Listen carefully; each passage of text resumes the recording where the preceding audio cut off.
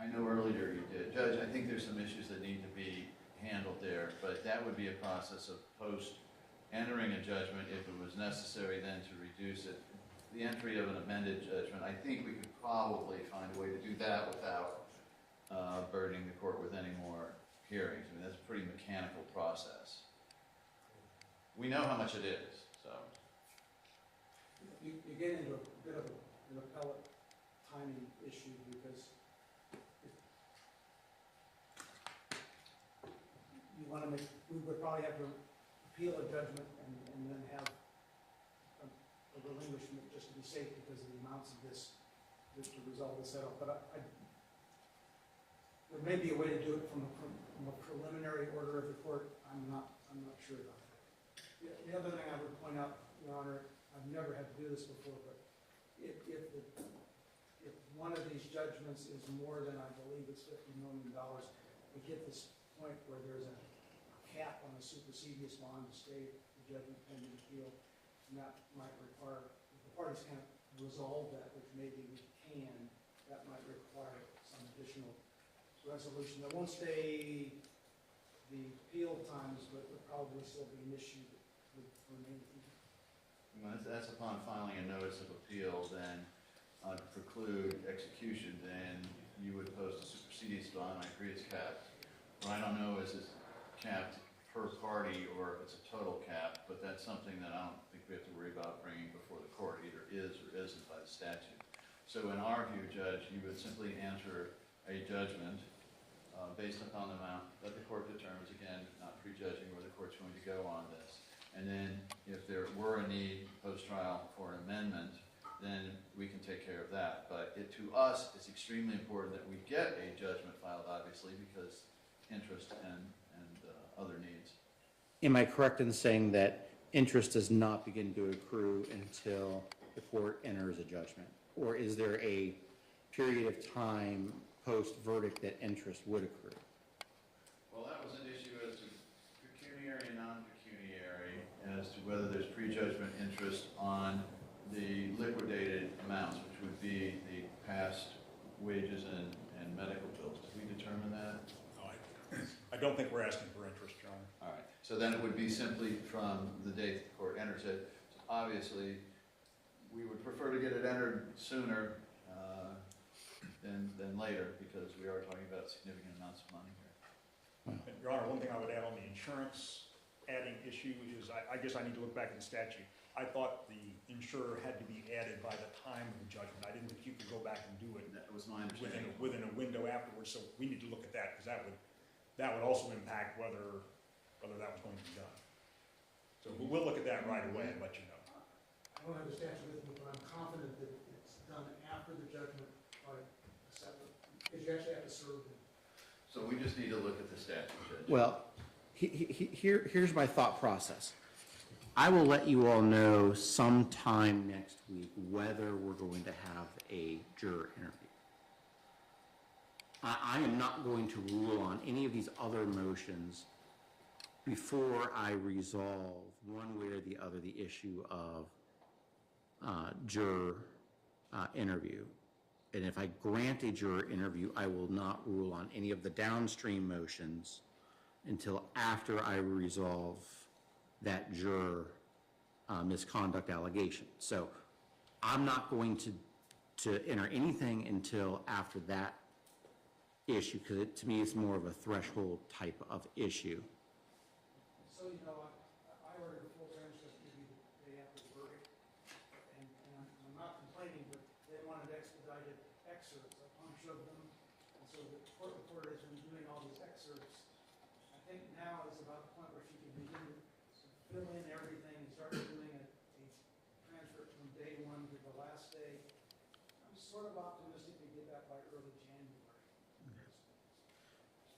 Now,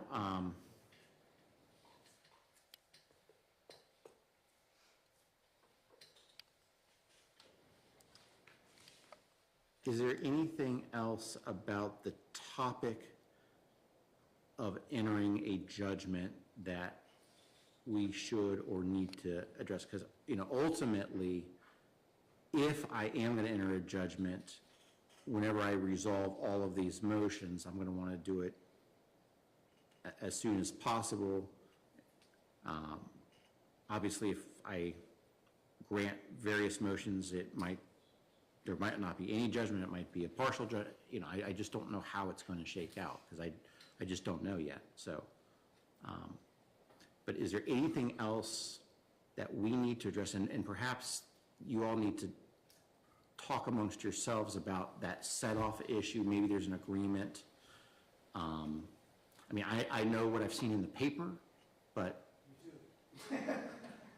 I don't know if that's the true number or not, so. From our point of view, Judge, the only thing we could ask is the court set a timetable that say, by midweek, as the court stated, you're not trying to put any deadline on your ruling on the juror issue, but by midweek, we submit whatever answer we come up with on that point. I don't want that part to drag out. Wait a second, the answer, are you talking about the insurance issue and whether to add? Yeah, my hope is that you all can knock that out here in the next few days and just let me know whatever it is. Now, I'm assuming that there is a question of confidentiality relative to the settlement with Dr. Smith and her entity. So you're gonna have to figure out how we're going to communicate that information. Yeah, and the question is a matter of public record because of the state, being part of a state organization. And everybody knows basically what it is. Well, I mean, We'll tell you. right, but at some point, someone's going to have to formally tell me what it is. And you can't just pick up the phone and call me, because we don't do that.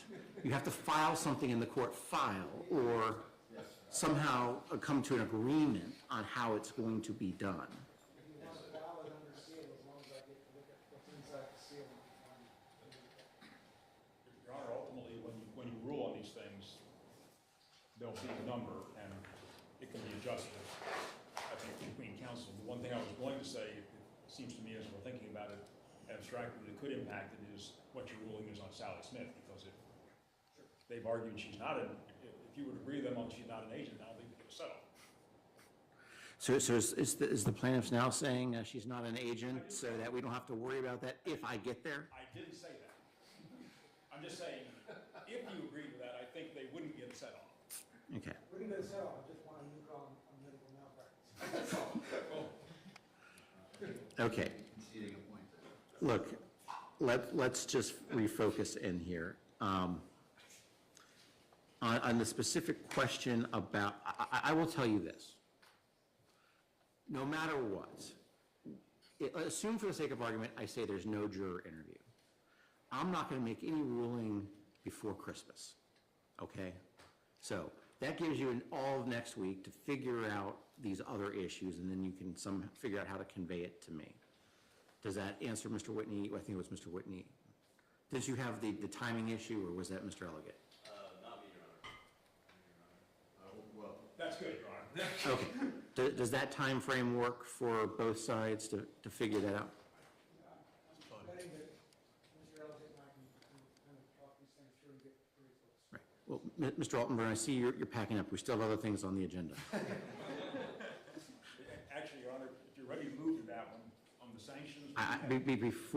Before we go there, I want to make sure I've closed the door on anything having to do with the abstract discussion about the potential entry of a judgment. So is there anything else on that issue? not for the plaintiff, Your Honor. Okay, so we are now going to move to the next topic. Your Honor, And- as far as the back and forth on the, let's call it the hospital jeopardy type issues, we've agreed between us to defer that, if that's acceptable to the court. Well, let me go over a couple of things first, because that's just one issue that we have labeled a sanctions issue. I recollect when I was assigned this case a few years ago, I came in and there was a lot of sanction motions that were pending, were being filed, and rightly or wrongly, and, you know, I basically started out taking the view that I'm going to push sanctions off to the side as much as I could, and I dealt with some. And I had promised you all, both sides, that after trial, if you wanted to light each other up on sanction motions, I would make time for that. Now, you know, and I will tell you my thought process then was, well, once we have a resolution of the trial, I will then say, do you still want to light each other up with sanctions? And I made that offer, and so ultimately, if the answer to that is yes, I will keep my word on that. Now, I do know that the question of sanctions is going to be impacted by whether there is a new trial in whole or in part, because then we're back into trial mode.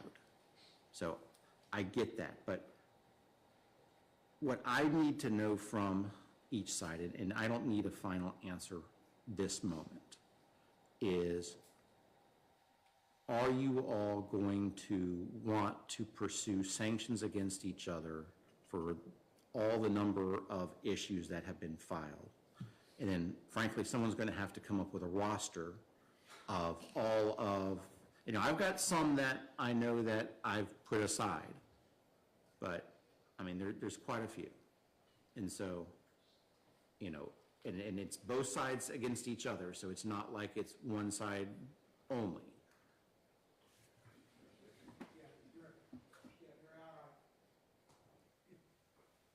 I think maybe the question is, would both sides be willing to just pack up tents and go home on this without pursuing one another? I don't have authority from the client at this point in time to do that, and I don't. Which is why I said I don't need a final answer right now. You know, it's like everything else, we wouldn't be dropping things if they're not dropping things, so maybe there's a way to resolve this, but we haven't talked about it, and I don't have time. I think we need to see the final judgment first, Judge, to make that decision, and obviously confer with our clients. We would point out that we have proposals for settlement that at some point we'll be filing and pursuing fees for that. So Well, those tie into it or not. attorney fees for substantive claims is not what I'm talking about. I understand. I mean, this is, they're saying that you did bad, you're saying that they did bad, and, you know, sanctions. So, I see Mr. Hunter standing up, so I was going to make reference to the proposal for settlement matter. There are going to be some issues regarding the validity of some of those. I assume there would be. And there's also, in my mind, and I have not discussed this with Mr. Altenburn, and certainly not Mr. Elegant, but in my mind, if there's going to be litigation over sanctions or PFSs or whatnot, there's an issue of, if there's an appeal going on, there's got to be a relinquishment to deal with that. In my understanding, or at least there's an issue about that. So that may factor into all of this. Or maybe it's a collateral issue that I would still have jurisdiction. Maybe so. I'm not putting you on the spot, Mr. Altenburn, but There's potential concurrent jurisdiction, but I don't want to tell you I know the answer to that. I think fees are collateral. no. Well, attorney fees are collateral. That's easy, but that's on the substantive claims. I'm not talking about a proposal for settlement, attorney fees. That is fundamentally not what I'm talking about. I think we all, though, know we're talking about all the various different claims of sanctions. So I told you that if you wanted to light each other up, I would do it after the trial, and I'll stick to my word. But perhaps, depending on, and like I said, maybe whatever happens on these other motions will dictate it, but perhaps there's something else that you all could come up with. Now, that raises the next question, which I did not put on here, is, should I send you all back to mediation? And should I send you all back to mediation before I rule on any of these motions? That would be very difficult for us, Judge,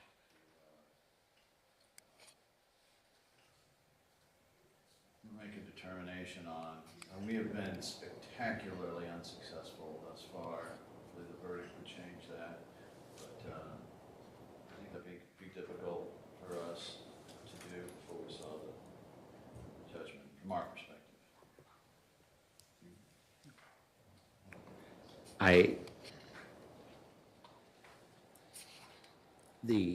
Would I have the ability to send you to mediation on a substantive matter, though, after I entered the judgment? I mean, I could send you on attorney fees, but,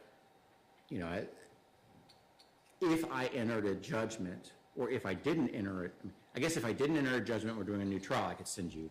That would be an easy one I could do. But if I entered the judgment, then could I then send you to mediation at that point on the main issue? And I'm not sure I could. The appellate court's going to do it in any event, one way or the other.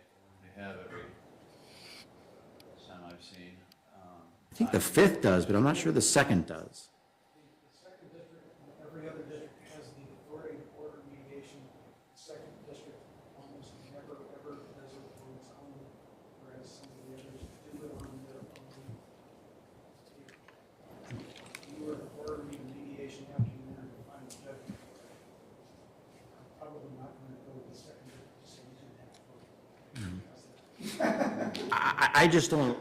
I just don't know if I have that authority, and obviously there seems to be other issues out there. We consult on that and advise the court. Yeah, and I will tell you, Mr. Anderson, this isn't idle thought process on me. This has been an active thought in my head as to whether I should send you to mediation before I rule on any of these motions. I understand that. We need to consult our client briefly, Judge. Yeah, and I'm not asking for a final decision, but perhaps as part of the discussions on the insurance issues that we dealt with, you can confer with your respective clients and then with each other. I may be wrong, but mediation before some of these rulings were in such a vast level of disagreement on things. If there's a mediation, it's probably after the hearing. It's not. Your Honor, I guess I would chime in and say, I think if there were a judgment and you wanted us to mediate, I think we would talk. I don't see either side, from what I heard, wanting to object to talking in mediation, whether it's suggested or ordered. But we do want, as you know, we already discussed, there's some urgency on our part to get a judgment. I understand. Okay, well, when you convey the information about the insurance, give me some thoughts. It doesn't not have to be agreed to. You can each send me something if you want. Like I said, I'm not going to enter anything before Christmas. So maybe by next Thursday, you can file something and let us know. The clerk is closed on Friday, so there won't be anything that can be processed after 5 o'clock on Thursday. I have a case management note here. Is there anything that we need to otherwise address that we have not yet addressed today? Yes, Your Honor. Mr. Whitney? We have a motion to compel that we filed on the 6th. Sit. You can sit if you want. We filed a motion to compel regarding the immediate jeopardy documents. And yesterday, we received a privilege log, and I believe the defendant filed a renewed objection to those documents the court ordered produced immediately at trial. There were 2 boxes, an inventory provided to us. I'm sorry, an inventory of 2 boxes provided to us. The 2 boxes of documents have not been provided. We would like the court to compel the production of those documents, which we have not yet received, not even the unprivileged documents, now that they filed an extensive privilege log and a renewed objection yesterday. That will inform our decision on whether we want to light each other up on sanctions. It also informs the prejudice against us and not having those documents at the time of trial. Well, okay, well, let me hear from the other side first. Your Honor, we had the documents in question were made available during trial. The verdict intervened, apparently before anything could be done with them. They were then sent back, and we had to re-get them back. We then went back through them. We never had an opportunity to look at objections or privileged information. We did that. We prepared a privilege log. We prepared objections, and we sent those. We were trying to get them out as of last Friday or Monday. I was out of pocket on Monday. Mr. Hughes got ill. By the time I understood that had not happened, we had an agreement not to pursue matters related to sanctions at this hearing. So the material that is not objected to, that was ordered to be produced during trial, can be produced if that is going to move things along. I can get that to counsel either today or Monday, one or the other. But beyond that, we persist in our objection. We would like to have a hearing on that matter as it relates to the sanction motion.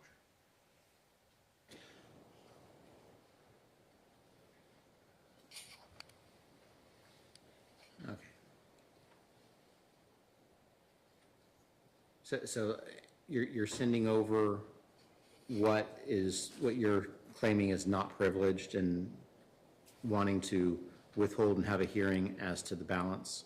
Yes, sir, Your Honor, but to be perfectly clear, we continue to object to having been ordered to produce those materials at all. I know, and perhaps we can just agree to disagree on this issue, Mr. Hunter. Well, I understand, and I'm just trying to protect my record as far as that's concerned. Yeah. But I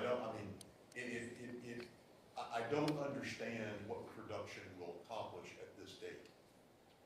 Be that as it may, we are prepared to do that if the court orders that, and subject to the objections that we've advised counsel on. Mr. Whitney, your side didn't file any motions for new trial or editor or anything else, so why do you need these documents if the court ultimately enters a judgment without any sort of new trial?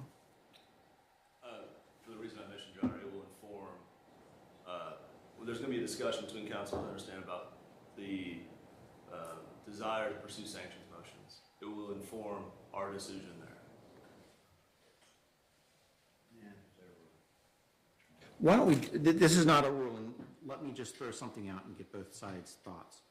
What if Mr. Hunter sends over the non-privileged documents? I tell Johns Hopkins that they have to preserve those 2 boxes or whatever it ends up being. And then if we ultimately either have a new trial in whole or in part, we can address the issues on the claimed privilege. If I enter a judgment, then you can have a further argument as to look at this privilege log, these specific documents, and perhaps I just do an in-camera as to those few. But I tend to agree with Mr. Hunter, like, what's the point if ultimately I'm entering a judgment? And I hear your argument about the sanctions, and that probably is valid, but what about that, what I just outlined? That suggestion is fine with plaintiffs. Subject to our objection, Judge, I will withdraw. And I know in the first instance, you don't think you should have to turn them over at all. I get that. I disagree, but, you know. I should add to this mix that we have an agreement, I believe, with counsel that any production that we make is subject to confidentiality. And I think we have a confidentiality order, and you can produce under the confidentiality. I'm fine with it. So I will go ahead and direct Johns Hopkins All Children's Hospital to maintain those 2 boxes. Go ahead and turn over in the next couple of days the non-privileged documents, and then we're not going to do anything on the claim privilege until we figure out what actually gets entered as far as new trial or judgment or some combination. And we are producing the confidentiality. Under the confidentiality, yes, sir. And any other case management related item we need to address before we adjourn for the day?